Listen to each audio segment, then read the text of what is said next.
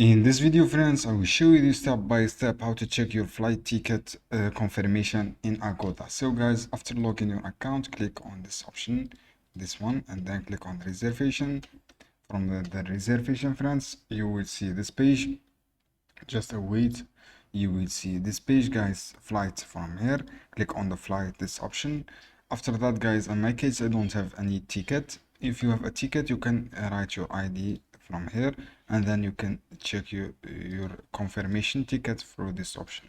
Just write your this option, guys. Search by, just write your booking number, and then you can check your confirmation on this section. Also, you can check your completed from here, your cancellation and your confirmation. All this option you can check from the flight.